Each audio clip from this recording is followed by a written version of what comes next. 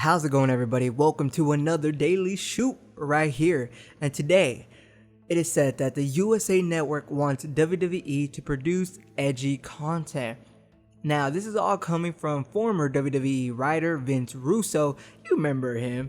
But he believes that change may be coming to the WWE due to the USA Network. On a recent podcast, Russo stated that he's heard some rumblings from the USA Network saying that they want to start getting more edgy and they don't want to be politically correct. I mean, have you seen the content that's on USA Network from 9 to 11? From even 7 to 11? Like on their channels every day? It's crazy stuff. Mr. Robot, Graceland was getting edgy. You know, there's so many of these shows that they have that are edgy and are not really PC. And it makes sense why they would want that. But ultimately, Russo says that it's not their call, it's the WWE's call.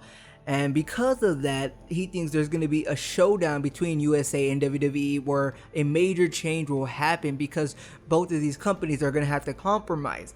Whether it's WWE going a little bit more edgy, just not as edgy as USA Network wants, or WWE finding another network, which I highly doubt is possible. I think that's the last resort thing that's going to happen. I don't think that's ever going to happen. I think they're going to stay on the USA Network, but it's going to be interesting to see what happens. I would love it to go a little bit more edgy because I think everybody's already done with the whole PG thing. Maybe just switch it up. PG-13 is fine, man. PG-13 was what, 2000 to 2007 or something like that?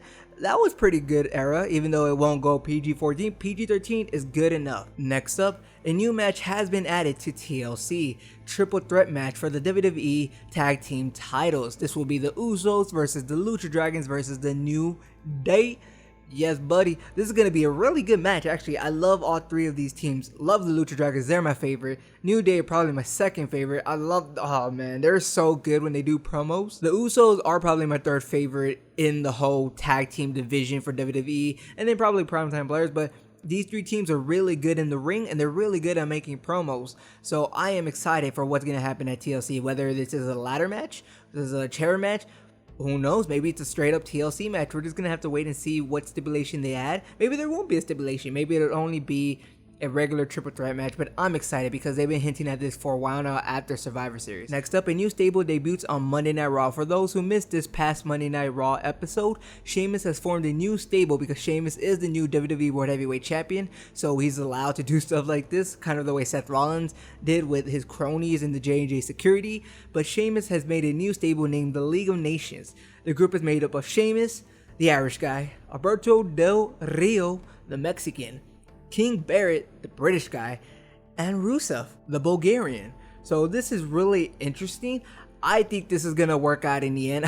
When I first saw this, I made a joke about it too as well. I was saying, wow, WWE really likes to make evil foreigners in their shows. And they really are making it a point to say that the foreigners are bad. I just found it hilarious. And I think this is going to work out. Like I said, I think this is a special kind of stable that you're not going to see a lot. I don't remember the last time we've had something like this. If we have, it's been a while. So I think this is going to work out pretty good. Hopefully it does. I would love to see a lot more done with this. And this is now a stable of 4 people. And it also makes me think that maybe Roman Reigns won't be winning the championship at TLC. Maybe he'll lose it. Maybe he'll win it before Royal Rumble, but maybe he won't go into the New Year as champion. Maybe the League of Nations will be there to back up Sheamus. This is really interesting. I'm excited to see what the stable has in store for us, the WWE fans, and what they're going to do in the WWE. And lastly, Thursday Smackdown does record low numbers. Now, the Thanksgiving edition of Smackdown is specifically is what I'm talking about because on that Thursday,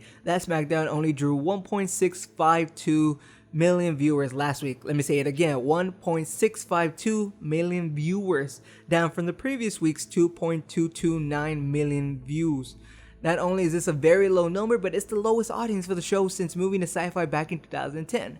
Now, I think the thing you can chuck this up to is because it was Thanksgiving and people weren't watching SmackDown. People were hardly watching any type of TV. If anything, they were watching the Thanksgiving football games with the Carolina Panthers, the Cowboys, the Eagles, and the Lions. Those are what they were watching. I'm pretty sure they weren't watching SmackDown because everybody was busy. And also, since it was later in the night, I'm pretty sure everybody was going to Black Friday, so nobody was at their house watching it.